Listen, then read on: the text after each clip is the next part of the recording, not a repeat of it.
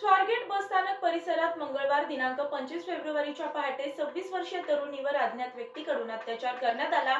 या प्रकरणाची गंभीर दखल घेऊन परिवहन मंत्री प्रताप सरनाईक यांनी संबंधित बसस्थानकावरील कार्यरत असलेले स्थानक प्रमुख, सहाय्यक वाहतूक अधीक्षक आणि आगार व्यवस्थापक यांची वरिष्ठ अधिकाऱ्यांमार्फत विभागीय चौकशी करून दोष आढळल्यास त्यांना तात्काळ निलंबित करण्याचे आदेश उपाध्यक्ष आणि व्यवस्थापकीय संचालक प्रभारी विवेक भीमनराव यांना दिले आहेत। यासोबतच या गंभीर घटनेबाबत आणि राज्यातील बस स्थानकांची सुरक्षा यासोबतच इतर मुद्द्यांवरून गुरुवारी परिवहन मंत्री प्रताप सरनाईक यांनी मंत्रालयामध्ये बैठक बोलावली होती।